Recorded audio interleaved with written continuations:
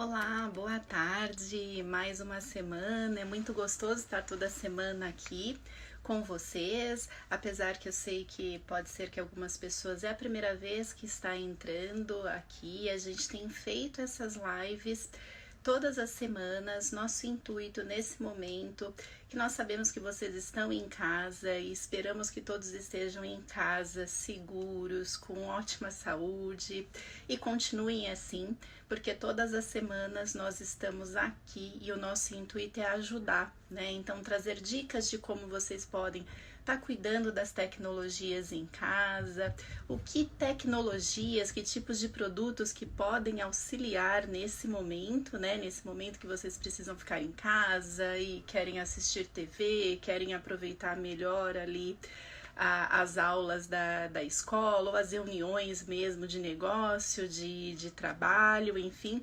Então, nosso intuito aqui é ajudar em todos esses aspectos. E a gente tem pedido para as pessoas mandarem perguntas para a gente, e nós estamos recebendo, então a gente está colhendo as perguntas que nós estamos recebendo nesse momento, que a gente mais recebe nesse momento, né?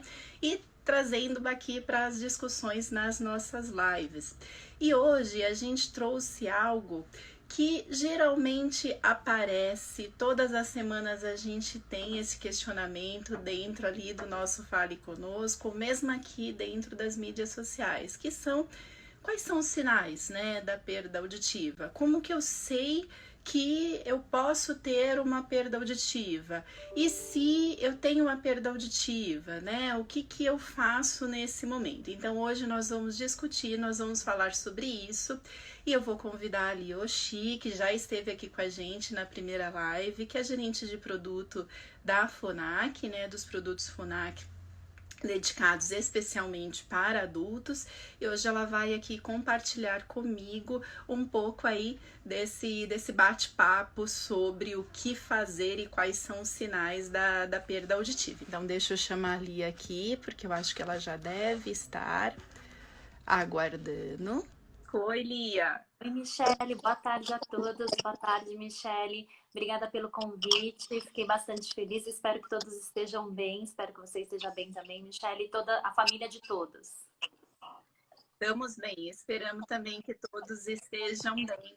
Gostoso ter você aqui de novo, Lia, para conversar conosco, né? E eu estava comentando que a gente recebe muitos questionamentos, né, sobre quais são os sinais, ou isso que eu estou sentindo realmente é uma perda auditiva ou não, né? Então, assim, hoje a gente vai falar sobre isso, né? Ou que vai ajudar acho que as pessoas ali que estão desconfiadas, ou então que acabou de receber realmente um diagnóstico de que tem uma perda auditiva, né?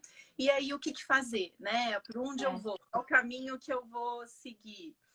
Porque ele, em geral, né, falando aí dos sintomas, dos sinais da perda auditiva, e me ajuda aí, me complementa, mas em geral, quais são os sinais, os sintomas que a pessoa percebe, né? Um clássico que a gente escuta muito, começou a aumentar o volume da TV, né? Estou colocando a TV num volume maior. Ou, quando eu vou atender telefone, principalmente se eu atendo telefone na rua ou num local público como um shopping que tem ruído, eu tenho muita dificuldade para compreender, né, Lia?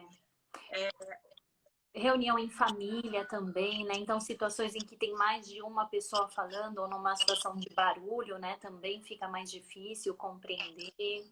Bem colocado, porque em geral esses são os primeiros sintomas, né? Quando a pessoa realmente está num ambiente com mais barulho, com outras pessoas, e aí elas falam que é muito difícil, elas escutam, mas que é difícil compreender o que a pessoa está falando com ela, né?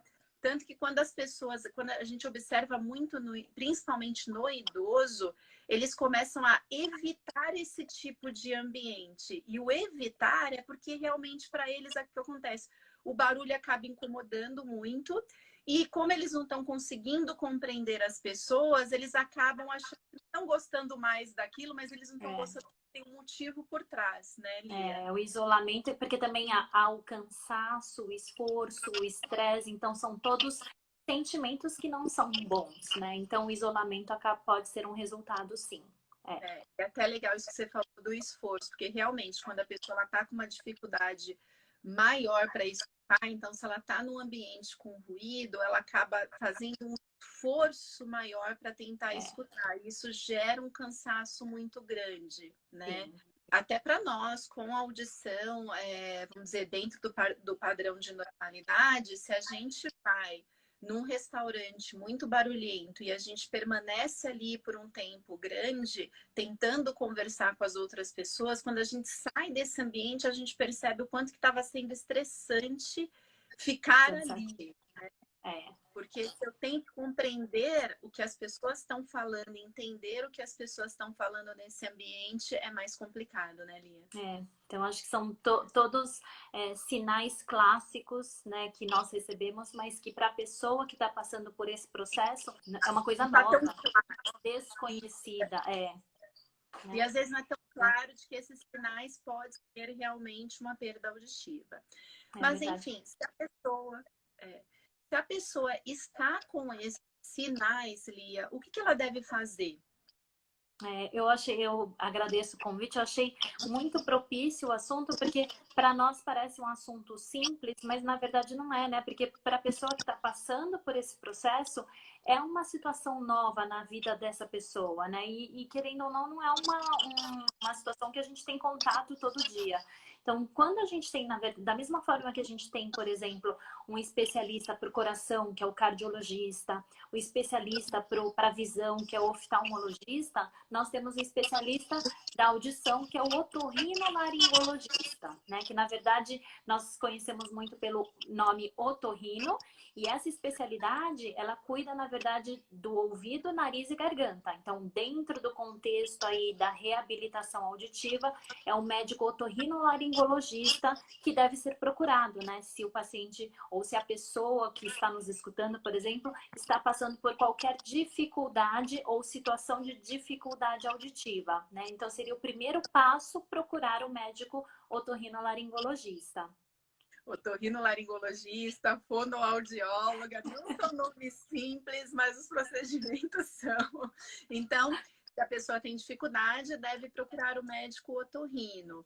E a partir daí, Li, assim, eu sei que você é fonoaudióloga, mas assim, de uma forma simples, em geral, o que o médico otorrino vai, na verdade, investigar e o que vai acontecer ali nessa primeira consulta? Ai, ótima colocação, Michele, ótima pergunta, porque também é um mundo desconhecido, né? Nada melhor, claro, do que o profissional otorrinolaringologista para falar, né, dos procedimentos, mas de uma forma geral, o que é feito? Uma avaliação otorrinolaringológica dentro de todas as avaliações clínicas que ele faz, mas ele também vai investigar a questão da audição, né? E aí, um dos exames, por exemplo, é a otoscopia, que é o médico que faz, que apesar do nome difícil, né, o que ele faz? Como eu sou fonoaudióloga, eu tenho também o otoscópio, mas não para a questão do diagnóstico, né? Nós usamos o otoscópio, o fonoaudiólogo usa para inspeção do ouvido, mas o otorrino, ele coloca o otoscópio na orelha, tem uma luz aqui que eu não liguei, mas por meio dessa luz tem um zoom aqui, como se fosse uma lupa, ele consegue fazer uma avaliação clínica de como está o nosso canal auditivo aqui e como está o tímpano, que é a pelinha lá no finalzinho do ouvido, e com outros exames clínicos que ele faz, porque não é só isso, ele vai chegar a uma conclusão e muito provavelmente ele também vai pedir um exame audiológico completo, um exame de audição, um teste auditivo, né? Porque tem outros exames que complementam toda essa investigação ou avaliação do otorrino, do médico. Muito bom. E essa inspeção no ouvido, né, Li, essa avaliação com esse instrumento que você mostrou, que é o otoscópio, às vezes as pessoas pensam, não é importante, mas é importante sim, né? Porque nessa avaliação, o otorrino pode pegar coisas simples, né? Como, por exemplo, um acúmulo de cera ali no canal. Também é importante falar aqui que cera no canal auditivo é normal, todo mundo produz cera, ela existe para proteção ali do canal, e quando ela envelhece, ela sai. E aí a gente tem que, na verdade, limpar ali com um papel, só passar a porção externa, vamos dizer assim, da orelha, né? Não pode ir com cotonete dentro da orelha, né? Porque o cotonete ele acaba o quê? Limpando as paredes, mas empurrando mais a cera ali para dentro desse canal. E aí é o que muitas vezes acaba gerando o que a gente chama da rolha de cera, né, Lia? Isso. E Desculpa, na verdade, outra coisa que me vem em mente, também do perigo do cotonete perfurar lá a nossa pelinha, o tímpano, que é super perigoso também.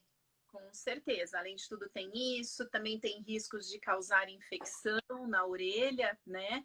Porque muitas vezes pode ser que pegou o cotonete sem ter lavado as mãos, aí coloca aquilo dentro da orelha, então se tem alguma bactéria, alguma coisa ali que não era propícia, vai entrar dentro da orelha e o canal auditivo é quentinho, úmido, então vai ajudar mais ainda, né? Esse vírus ou essa bactéria aí se propagar. Por isso que a gente reforça tanto que não é para usar realmente o cotonete, nem colocar nada ali dentro da orelha, somente o médico otorrinolaringologista que deve fazer isso. Mas voltando ao assunto, a rolha de cera pode dar alguns sinais de perda auditiva, né? Ou talvez pode ser uma infecção, que o médico também consegue avaliar se é uma infecção nesse canal, uma otite que a gente fala externa, né, Lia? Ele Sim. pode, na verdade, detectar através desse exame. E se ele não percebe nada com isso, ou percebe, mas ele quer pedir outros exames complementares, como que é feito o exame básico? Assim, geralmente o exame que ele vai pedir para o paciente realizar.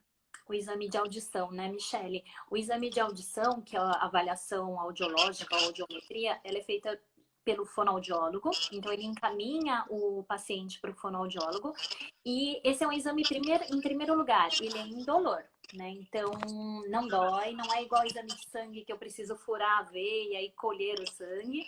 A única coisa é que, na verdade, assim, o paciente chega à consulta, ao atendimento, e, em geral, nós temos um local tratado acusticamente. Então, nós temos uma sala que é bastante silenciosa e que o paciente, a pessoa que está lá, só escuta o som do alto-falante ou do fone de ouvido, né? Que aí a gente vai ter o fone de ouvido para avaliar a audição.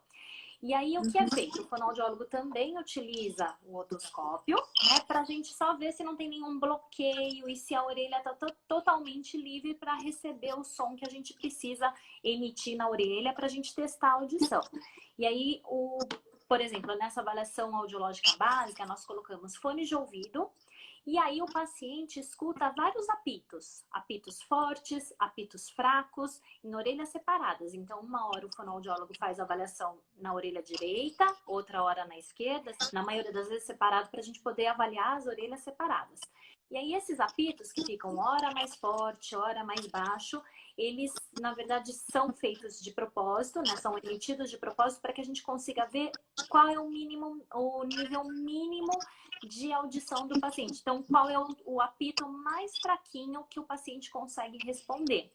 Depois disso, a gente, dependendo da necessidade, troca o fone de ouvido, mas é um fone de ouvido diferente que a gente coloca aqui atrás da pele da orelha, mas que o paciente também escuta os apitos.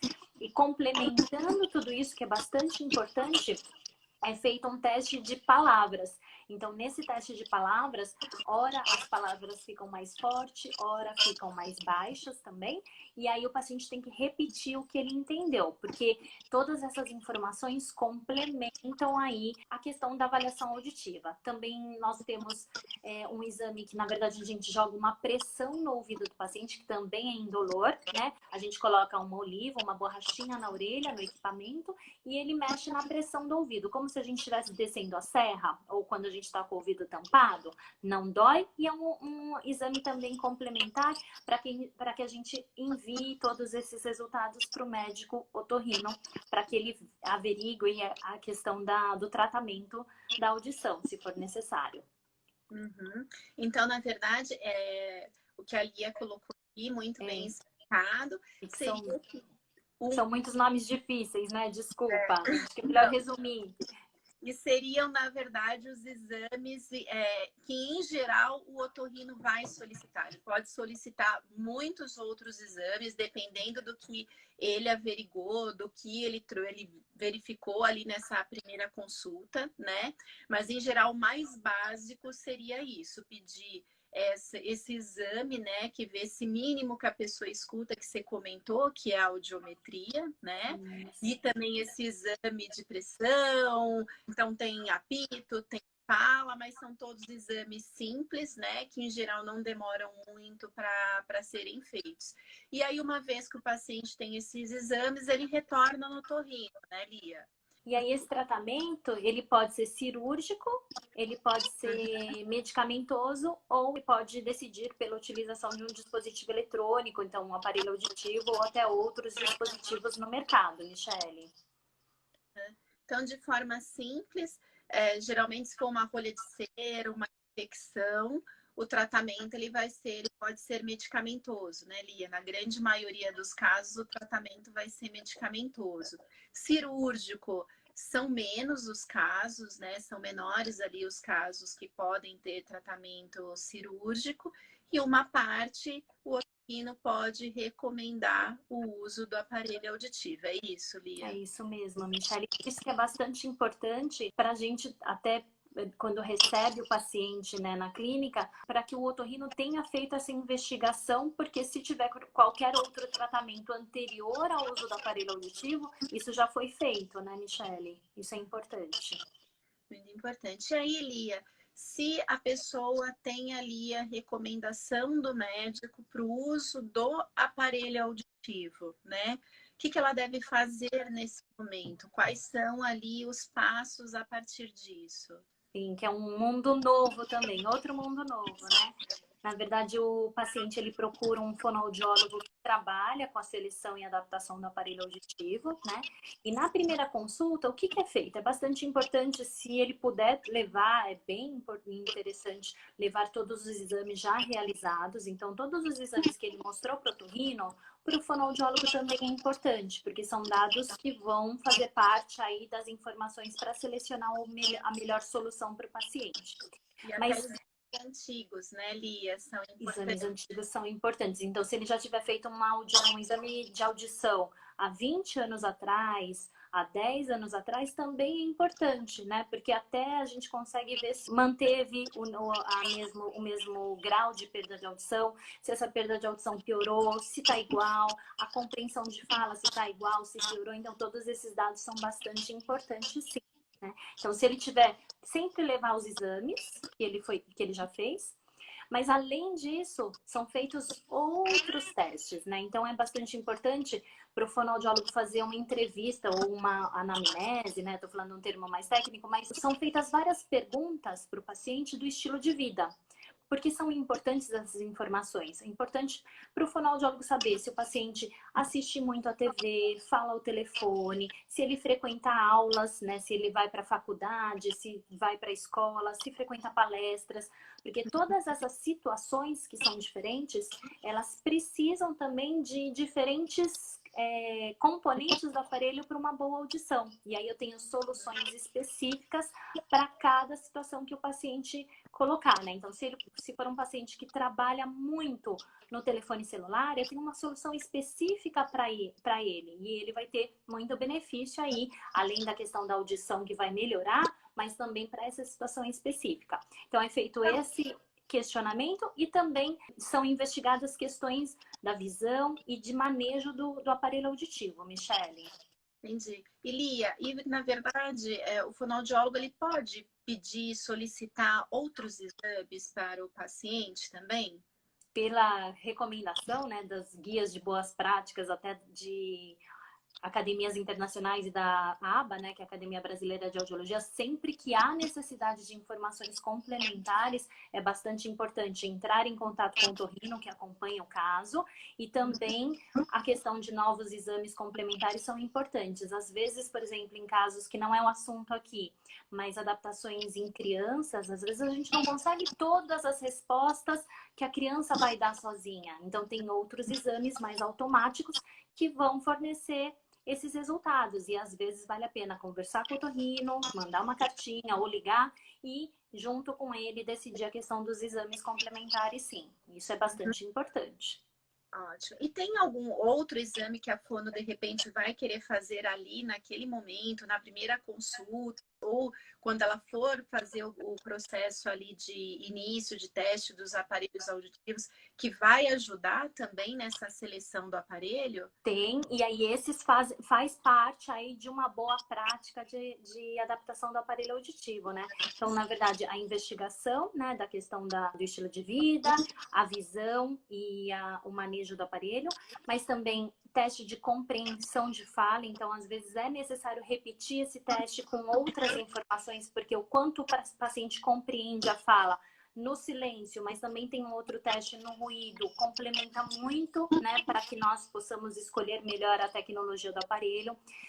O desconforto, então, eu estou falando num termo mais técnico, mas existe um teste que a gente consegue medir o quanto de som forte o paciente tolera, então aquele som mais alto que o paciente tolera, porque a gente também não quer que o aparelho seja desconfortável para a audição do paciente. Então, tem exames complementares que nós fazemos sim. Isso é importante, né? Porque também tem essa questão do conforto auditivo, né? Com então, certeza. E aí a Fono ela vai usar tudo isso para selecionar o melhor aparelho auditivo para aquele paciente.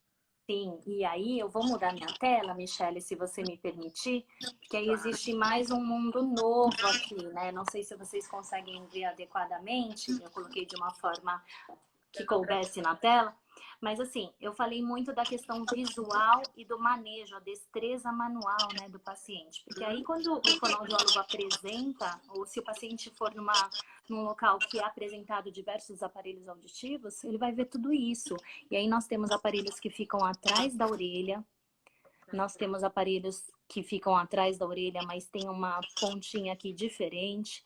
Nós temos aparelhos que ficam dentro da orelha, que são os customizados, os Sintras. Nós temos aparelhos que são os que são usados de forma prolongada e recarregáveis. Então, tudo isso é importante para que a gente escolha, porque, por exemplo, esse modelo, ele usa pilha. E essa pilha é pequena, e aí ela é especial também, né? Então, se eu tenho dificuldade de abrir essa gaveta de pilha diariamente, melhor talvez um aparelho recarregável, que aí o único manejo que o paciente terá que fazer é esse de colocar no carregador, né? Ou talvez um aparelho de uso prolongado que o paciente não vai ter que tirar e colocar todo dia. Então, essas investigações são bastante importantes, né? Tá. Lia, então assim, deixa eu ver, fazendo uma analogia com o óculos, né? O óculos a gente tem a lente e a gente tem a armação. A lente acaba sendo selecionada de acordo com o grau de visão que o paciente tem, né? Se eu posso falar assim, e com o tipo ali de problema que ele tem, uma miopia, um astigmatismo. E aí eu tenho a armação, que na verdade a armação acaba sendo, dependendo da lente que usa, tem umas armações mais apropriadas, o paciente também tem que provar para ver se aquilo fica confortável. Então, fazendo uma analogia com o aparelho auditivo, a fono também verifica essas duas coisas na audição. Então, ela vê ali pelos exames qual o grau dessa perda auditiva, né? E qual o tipo dessa perda auditiva e o estilo de vida para ela selecionar os melhores recursos que vão atender isso. E ela também fica muito preocupada com essa questão do quanto que aquilo o paciente vai gostar de usar, vai ser estético e confortável para ele também. Eu vou fazer uma comparação, uma analogia ali com visão, seria mais ou menos isso, Lia. Eu achei muito legal a comparação, Michelle. Eu acho que a gente pode fazer isso mesmo, né? Então, o chip do aparelho, que é o coração do aparelho, ele está aqui dentro, né? Então, eu tenho um chip aqui, eu tenho um chip que é menor, mas também está aqui. E aí, eles vão atender a questão da dificuldade da audição, como você pontuou bem na questão da lente, né? Dos óculos. E aqui, essas todas são as armações, né? Se a gente for pensar, fazer essa analogia ao óculos, tem que ser muito confortável, mas eu também tenho que ter a responsabilidade de entregar o volume adequado para aquela perda de audição, né? Mas, por exemplo, nesse aparelho, eu tenho um chip aqui, ele é customizado, essa parte, mas o mesmo chip que eu tenho nesse aparelho, eu tenho nesse aparelho auditivo. E a armação, né, se a gente for fazer a comparação com óculos, ela é a mesma, né? Então, é um exemplo que a gente pode fazer. Aham. E Lia, eu tô vendo que tem diferentes modelos aí, né, de Tá, aparelho auditivo, né? Nós sabemos que a grande procura, assim, os queridinhos são os aparelhos pequenininhos, né? Geralmente as pessoas ficam São muito esses. preocupadas inicialmente com a estética, mas dá para a gente adaptar esse aparelho, esses menores, em todos os graus e tipos de perda auditiva? Essa é uma pergunta que a gente recebe com frequência, né, dos pacientes quando estão começando essa jornada aí, né, para a escolha da melhor tecnologia. Então, pensando hoje, né, na evolução da tecnologia, isso já mudou bastante. No passado, esses aparelhos menores, então esse aqui, por exemplo, né, que ele é customizado, ele fica dentro da orelha. Então, por exemplo, eu tenho esse aqui, que é da minha orelha.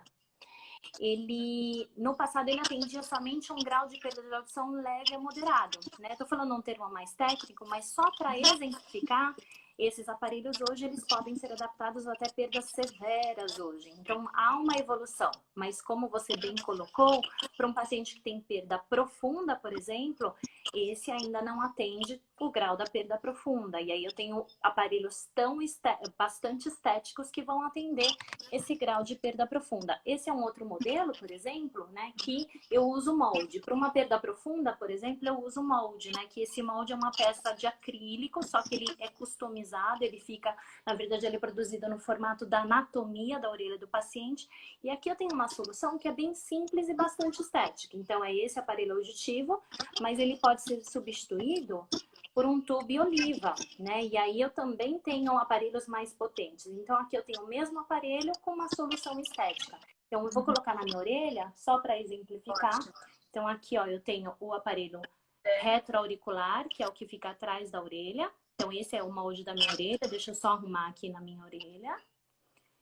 A gente for observar, as pessoas elas ficam tão preocupadas com o aparelho atrás da orelha, né, Lia? Que assim, quem sai olhando a orelha das pessoas? Geralmente fonoaudiólogo que trabalha com adaptação de aparelho auditivo, né? Ou uma pessoa que usa mesmo aparelho auditivo que acaba sendo mais visual para ela ali aquele aparelho. Então, às vezes o paciente ele fica tão preocupado com a estética do aparelho não aparecer ali num primeiro momento, né?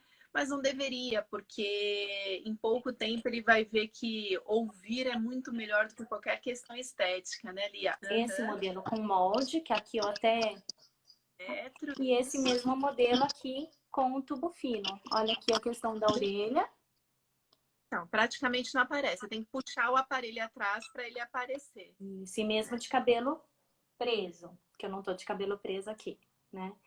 Então, são soluções simples que auxiliam bastante também em deixar o som no volume adequado, que é o principal fator, né? O som tem que ser adequado, não pode ser desconfortável, tem que atender a necessidade audiológica, claro, mas também atende a questão estética muitas vezes. Uhum. E a pessoa não precisa ficar preocupada se não dá para usar um intra, seja pelo grau da perda, seja pelo que você colocou muito bem aí a questão de destreza manual, né, para manipular aquele aparelho tão pequenininho, que mesmo esses que ficam atrás da orelha, eles são esteticamente bem melhores do que o que existia, né, Lia? E até, assim, a gente não falou das cores, né, mas existem as cores que a pessoa pode optar por cores mais próximos do tom de pele, do cabelo. Existe cabelo com essa parte, essa porção aqui que fica atrás da orelha. Por exemplo, no tom do meu cabelo, o cabelo é tom preto, existe prata, existe um tom castanho e diversas cores. Ou deixar bem fashion, né? Escolher um aparelho de rosa, um aparelho verde, também tem as possibilidades, né? Esse aqui, por exemplo, não é padrão, mas tem essa cor rubi. É bem bonita. Lia, muito obrigada. Foi muito bom aqui falar com você hoje, né? Não sei se você queria colocar mais alguma coisa, se tem mais alguma coisa. Na verdade, eu agradeço o convite. É sempre uma delícia falar sobre esse assunto, né? Nós que trabalhamos com a reabilitação auditiva, nós somos suspeitas, mas é sempre muito bom. E eu agradeço o convite, agradeço o tempo disponibilizado por todos que estão nos assistindo, né? Eu vou falar, tem parece um cartãozinho, parece um baralho com uma pergunta, que se vocês forem fazer perguntas pra gente, é legal clicar nesse cartãozinho e mandar pergunta por ali. Porque daí no final eu posso abrir a pergunta por ali e fica mais fácil de visualizar. Eu tenho, na verdade, eu estava prestando atenção, mas deixei passar só um comentário, eu agradeço o comentário aqui, da Giovana. A Giovana, ela colocou que ela é cliente Fonac e ela quer trocar o Virto que ela usa pelo Nano no ano que vem, porque ela teve problemas com o Lyric. Na verdade, assim, o Lyric até vai entrar na nossa lista, né, de lives, já foi pedido, a gente está programando, mas o Lyric, ele é um aparelho que não causa problemas. Na verdade, o paciente, ele precisa de testes, né, para você averiguar se o paciente é candidato ou não, como uma lente de contato, né? Eu, por exemplo, já tentei usar lente de contato e eu não fui candidata, e aí eu uso óculos. Por isso que existem vários modelos, porque às vezes a fono faz um teste inicial, seja ali no consultório, seja em casa, para verificar se aquele aparelho realmente vai atender tudo ali, o conforto. Então, e às vezes é isso, às vezes aquele aparelho que o paciente tanto quer não é o apropriado para o caso dele, não é o indicado para o caso, né? Mas pensando no Virto, né, a questão do Virto Nano, nós tivemos evolução do Virto, então hoje mesmo aquele aparelho menorzinho dá para produzir num tamanho parecido com o Nano. O que vai mandar aí, né, é a anatomia da orelha do paciente. Então, Giovana, a gente vai torcer para que a anatomia da sua orelha permita a produção do Nano, que muito provavelmente a gente vai estudar com bastante carinho a produção do seu Virto Nano, com certeza.